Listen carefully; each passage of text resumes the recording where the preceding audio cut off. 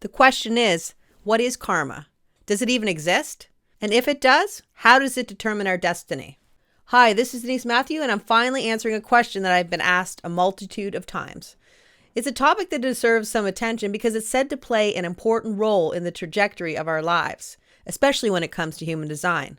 Today I'm going to talk about karma and destiny in human design. I'm going to admit that even before I was asked about it, I was always interested in karma and actually what it means. So discovering that karma is a big component of some human design profiles, it really piqued my interest. And with enough questions that I couldn't answer, I decided to find out more about what it all meant. And for me to explain what it is, I have to go back to what it's always been considered before human design came in on the picture. Karma isn't really a new concept. I think most of us have heard comments like karma's going to get you, or what you put out comes back threefold, and a lot of other memes that say it all. And it's pretty common in mainstream culture to actually talk about karma. It comes in all kinds of different ways. Some people will say karma's the punishment you get for things that you do wrong. Other people say it's more of related to reincarnation and those types of things. But basically everybody has some level of what it means to them. And it can range from not believing in it at all, or the other side where your every move that you make feel that there's some level of payback that's going to happen. So what exactly is the traditional definition of what karma means? By definition, karma comes from the Eastern philosophy that is closely associated with the idea of rebirth, and it comes in many schools of Indian religions, particularly Hinduism, Buddhism, Jainism, Sikhism, as well as Taoism. In these schools, the theory is that karma in the present affects one's future in the current life. And even going further, it can affect the nature and quality of future lives, or one's samsara, a karmic cycle, or even loosely called reincarnation. This karma talks of a spiritual principle of cause and effect, where intent and actions of an individual, and that would be the cause, influence the future of that individual, and that would be the effect. Good intent and good deeds contribute to good karma and happier rebirth, while bad intent and bad deeds contribute to bad karma and bad rebirths. Basically, do good and you get good, and if you do not so good stuff, then you kind of get the picture.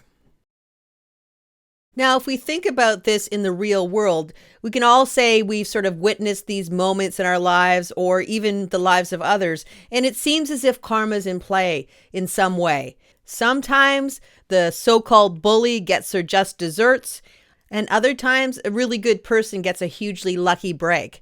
So when we see events happen, we start to look at what it means. Is it karma? Is it synchronicity? Or is it something that just happened? And if I'm being honest, no one really knows for sure if karma exists, since not all perceived good deeds always seem to get rewarded, and the same goes for perceived bad deeds. We know that we see people who always break the rules and continue to be allowed to break the rules, and nothing seems to ever come back on them.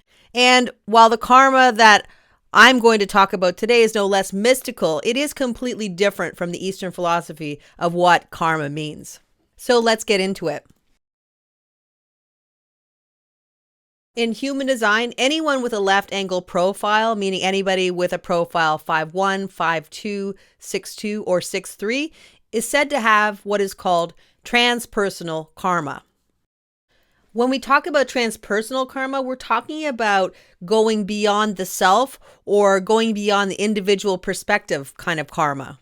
And this kind of transpersonal karma, it's all about the intersections or when people cross our paths and the destiny of how it can change people's lives or instead have no effect at all. So the bottom line based on this type of karma is that left angle profile people have transpersonal karma, and they may have what's considered a more fixed or fated path in life, while people with right angle profiles have more of a personal journey in their lives. So let's expand on those two concepts. To explain this and how the karma works for each profile type, we need to first introduce the concept of fractals. In the most basic of terms, according to human design, it all began with two design crystals. One was all about matter, and the other was all about the potential for that matter. And when those two crystals met and impacted each other, they shattered and seeded the whole universe with the potential to receive awareness and to filter the consciousness field. It does sound confusing, so let me try and distill it down a little bit more. Many people have heard about the crystals in human design, the design crystal and also the personality crystals. So what we're talking about is these original crystals that I just talked about became trillions of shards of crystals. And it's said that each person that incarnates is given two of these crystals of consciousness. As I said, a design crystal and a personality crystal. So if we go back to the original crystals, we can talk about fractal lines, which in the most basic of terms is where the parts of the original crystals were close to each other in a theoretical center point. So in other words, how they were lined up together in a way that they were closest to each other. So let's explain a little bit more about that. So if we talk about the center point or the theoretical center point, we would have all the crystals that are lining that theoretical center point would be considered the first fractal. And then behind that, there are more crystals that are not connected to the center, and they would be considered the second fractal. Then you would have the next line of crystals, which would be the third fractal, and so on. So you can imagine that you're in a coliseum and you're in the front row seat, and the front row seats would be considered the first fractal. Then the next row behind you, behind the front row seats, would be considered the second fractal, and so on, going outwards. And you continually would move further away from the theoretical center point. And I did talk about the fractals for a reason, because the importance of the fractals is that it's all about recognition when you incarnate. So if you were sitting in the front row with some people, or you were in the first fractal, then they are in your fractal, and they would be people who you would recognize because they were there with you. Ultimately, what it means, according to human design, is that the fractals that are closest to you are the people that are most familiar to you, and also the people who you have a potential to impact, or they have a potential to impact you. And just to add a little bit more fuel to this fire that I'm building, let's introduce one more word, and that's what Ra Uru calls intersection, or the intersection of geometries. Or when we meet people who are part of our fractals in our incarnation or in the real world. Everyone has intersections or this crossing of paths with this people from your fractal. But that's where things begin to differ between the right angle profiles and the left angle profiles. So when we talk about somebody with a right angle profile and them meeting their fractal, we're talking about somebody who's all about research and development. And the left angle profile is all about transforming the information and universalizing it into mutative knowledge and verifying it to the collective. So we have the right angle profile who are getting the information, developing some things. Then we have the left angle profiles that come in and start to universalize this information or make it more digestible for other people. And it's usually mutative things or new and innovative things. And then we have this idea of it being verified as something of value in the collective.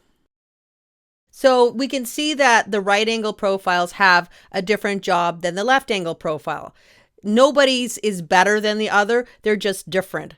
And if we circle back to the fractals, we know that everybody interacts with fractals, and that's part of our life, but it's different for people who have a right angle profile and those who have a left angle profile. And the distilled version of the whole process is this. Karma of human design is simply a way of bringing the fractal interactions together, the crossing of the fractal lines. So when you move through your life, you will be connected with the forces that are meant for you. For a right angle profile, it's all about your own personal destiny. And though you may have these intersections, they're probably going to be fewer. And when you do have these intersections, they may or may not shift anything in your life because it's all about how you perceive it and it becomes more of an experiential event that may or may not have value to you. It really is a personal interpretation of exactly what you feel it is or what value it brings to you. When we talk about the left angle profiles, the concept is that all of the intersections that somebody with a left angle profile have some level of potential value. The key word here is potential. What it doesn't mean is that every person that crosses your path will change your destiny. What it does say is that every person that crosses your path inherently has within them the potential to change your destiny. So the main difference between the two profile types is that the left angle profile, their destiny is directly tied to certain interactions or these intersections. So connections with people, or what we call transpersonal karma, is extremely important to somebody with a left angle profile. And we can also assume that the right angle profile's destiny is somewhat more flexible, and it's not as dependent on other people, but instead based on the decisions that they in fact make for themselves based on the experience that they're getting from the world around them. So we could say loosely that the left angle profiles lean more towards a fated destiny, where their life path is potentially laid out already for them. And right angle profiles have a more fluid destiny, where their own personal choices have more impact on the trajectory of their life. And I've been talking a long time, but I want to make sure that I'm not leaving out the 4-1 juxtaposition profile, because it's not a right angle profile or a left angle profile. It's considered its own entity, and based on human design, it's more about a fixed destiny and fate. And if we can say that anybody with a right angle profile is basically making their own choices and their trajectory in life, when we come to the left angle profile, where we have more of a fixed destiny, there are a few things that will help their destiny be realized so that they're not bumping around based on this transpersonal karma. And it can potentially make it a little bit easier and a more stable path for somebody with a left angle profile to traverse. Knowing about this transpersonal karma can almost get somebody with a left angle profile in a loop where they're wondering about every interaction that they have, if it's meaningful, if it's going to change their life. So let's discuss that a little bit.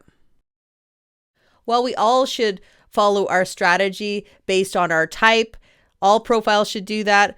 For somebody with a left angle profile, it's really important to use your strategy for your type, because it will make you consistently bump into the right people, or the people that are going to have the deepest impact on your trajectory. Because when you're actually walking along the path of your strategy, you're following your strategy, you are said to be in the flow of your destiny or the flow of your life, and the right people will be attracted to you based on the magnetic monopole and all the theories of human design.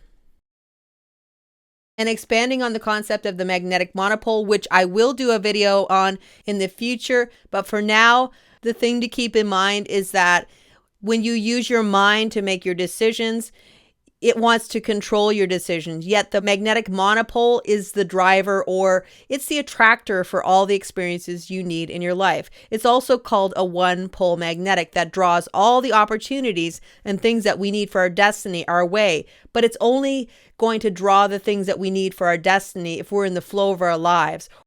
Another tip for somebody with a left angle profile is that trying to evaluate every person you meet to see if they may or may not have an impact on your life it's really an exercise in futility.